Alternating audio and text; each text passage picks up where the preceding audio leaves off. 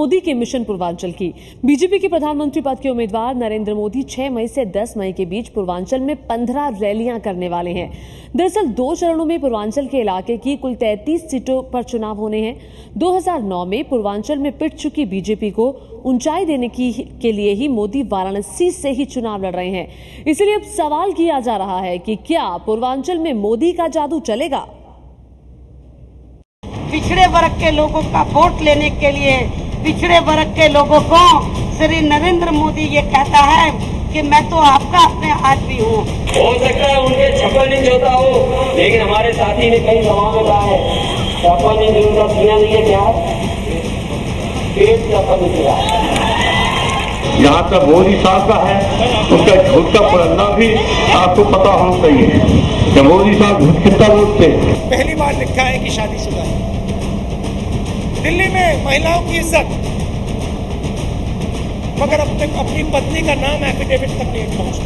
मुझे 300 कमल की सरकार बनानी है, 300 कमल चाहिए मुझे। उत्तर प्रदेश से एक कमल चाहिए, केसरगंज से भी चाहिए, चौदावती भी चाहिए, हर इलाके से कमल चाहिए।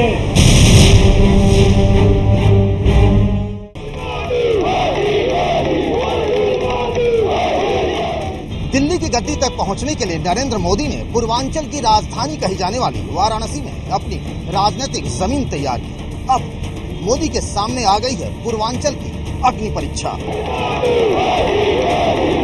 पूर्वांचल की 33 सीटों पर मोदी का जादू चलेगा। क्या मुलायम का अल्पसंख्यक कार्ड मोदी की राह में रोड़ा बनेगा?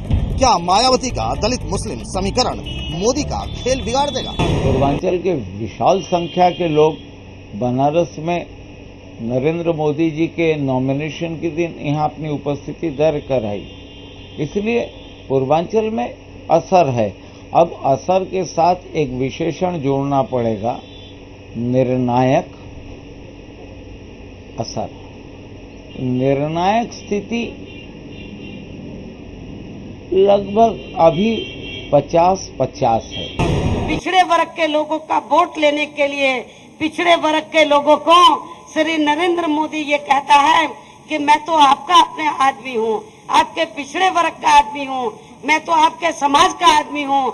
लेकिन श्री नरेंद्र मोदी ने आज तक पिछड़े वर्ग के लोगों को ये नहीं बताया कि वो पिछड़े वर्ग में किस जाति से ताल्लुक रखता है। उत्तर प्रदेश के पूर्वांचल में इन दिनों मोदी, मुलायम और मायावती के बीच दिल्ली की सत्ता के लिए चूहे बिल्ली जैसा खेल चल रहा है। पूर्वांचल की 33 सीटों पर कब्जा करने के लिए नेता एक दूसरे के चरित्र पर हमला करने से भी नहीं चूक रहे हैं। हर हाल में जीत पक्की करने के लिए सियासी पार्टियां जाति, धर्म और भाषा की मर्यादाएं भी लांघ रही हैं। वैसे यूपी के पूर्वांचल में सबसे ज्यादा साख जिसकी दांव पर लगी है वो है नरेंद्र मोदी।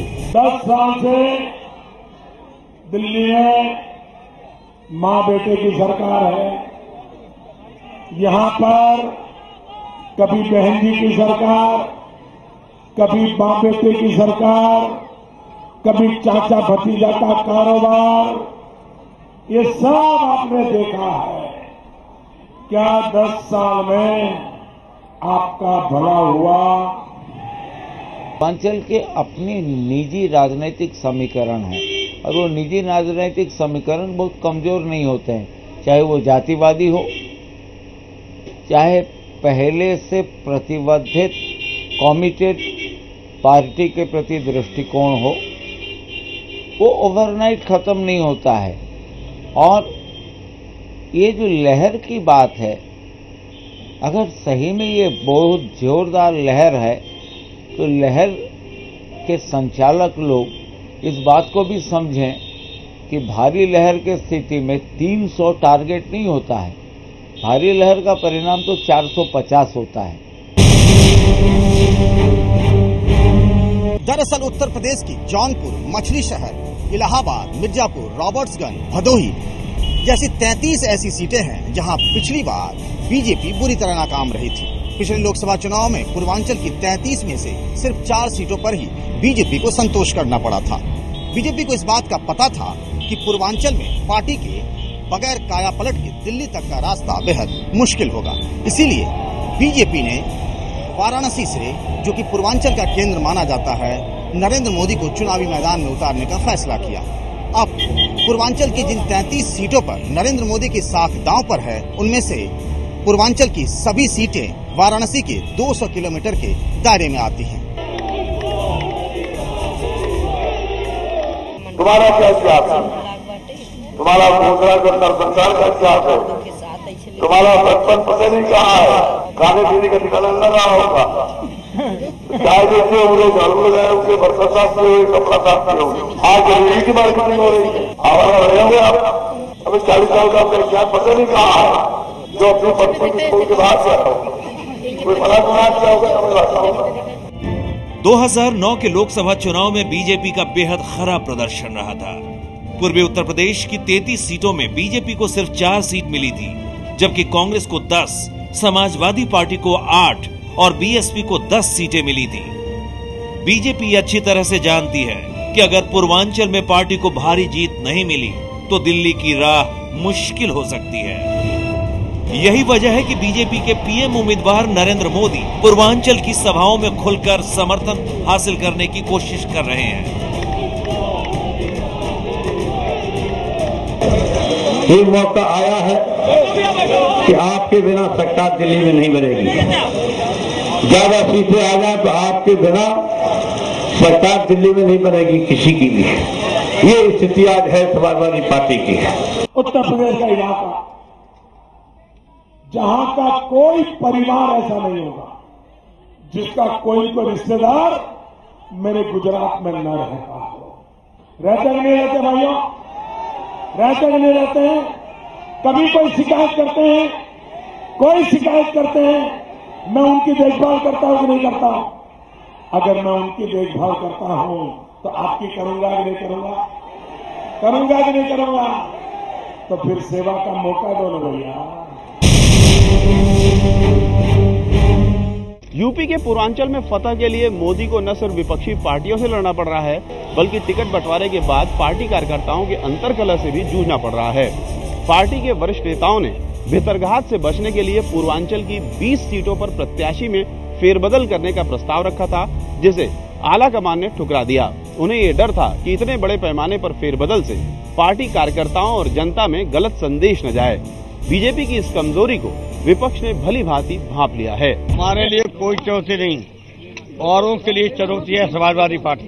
12 सीट पे मतदान हो रहा है। मोदी की लहर है, मोदी की लहर है नेताजी, मोदी की लहर है नेताजी। मोदी गुजरात में है, कहीं नहीं।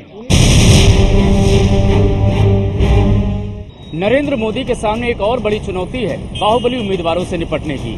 5वें चरण में प्रदेश की 15 में से 10 सीटों पर बाहुबली प्रत्याशियों ने भी नरेंद्र मोदी की लहर पर बड़ा हमला किया है। इन सीटों पर 43 उम्मीदवार ऐसे हैं जिन पर आपराधिक मुकदमे हैं। श्रावस्ती से एसपी उम्मीदवार अतीक अहमद, सुल्तानपुर से बीएसपी उम्मीदवार पवन पांडे, फैजाबाद से एसपी उम्मीदवार मित्रसेन यादव, अम्बेडकर नगर से बीएसपी प्रत्याशी राकेश पांडे के अलावा 1 दर्जन से अधिक ऐसे उम्मीदवार हैं जिन पर हत्या के प्रयास सरीखे मुकदमे चल रहे हैं। सवाल उठता है कि क्या ऐसे में नरेंद्र मोदी की लहर पर बाहुबली प्रत्याशियों का रसूख हावी होगा? नरेंद्र मोदी को खुद वाराणसी में कांग्रेस के अजय राय का सामना करना पड़ रहा है। माफिया मुख्तार अंसारी अजय राय को समर्थन देकर मोदी के लिए मुश्किलें बढ़ाने की कोशिश कर रहे हैं। वहीं आम आदमी पार्टी के संयोजक अरविंद केजरीवाल मोदी के सामने ताल ठोक कर खड़े हैं। पूर्वांचल में अपनी स्थिति में सुधार लाने के लिए बीजेपी ने जातीय समीकरण का भी खास ख्याल रखा है। पूर्वी उत्तर प्रदेश की कई सीटों पर अपना दल का अच्छा प्रभाव है। कुर्मी जाति में अपना दल का अच्छा खासा प्रभाव है। इस वोट को हासिल करने के लिए बीजेपी ने अपना दल के साथ सीटों का समझौता भी किया। सवाल है कि क्या मोदी को इसका फायदा होगा? भारतीय जनता पार्टी की ये पहल पिछड़ी जाति से आने वाले माननीय श्री नरेंद्र मोदी जी को देश के भावी प्रधानमंत्री पद के दावेदार के रूप में प्रस्तुत करना, पूरी तरीके से हम इस मुहिम का स्वागत करते हैं। गौरतलब है कि पूर्वांचल में मोदी की लहर को बेअसर करने के लिए समाजवादी पार्टी के मुखिया मुलायम सिंह यादव मैनपुरी के अलावा आजमगढ़ से भी चुनाव लड़ रहे हैं। मोदी के असर को कम करने के लिए समाजवादी पार्टी के मुखिया मुलायम सिंह यादव और उनके मुख्यमंत्री बेटे अखिलेश यादव एक तरह से पूर्वांचल में ही डेरा डाले बैठे हुए हैं। मायावती पहले से ही दलित वोट बैंक को पक्का मानकर मुस्लिम वोटरों से एकजुट होकर बीएसपी को वोट करने की अपील कर रही हैं। अगर मुस्लिम और दलित एकजुट होकर बीएसपी को वोट करते हैं तो मोदी के सामने कड़ी चुनौती होगी। ऐसा माना जा रहा है कि अगर मुस्लिम वोट बैंक बीएसपी, एसपी और कांग्रेस में बिखर जाती है तो इसका फायदा बीजेपी को मिलेगा।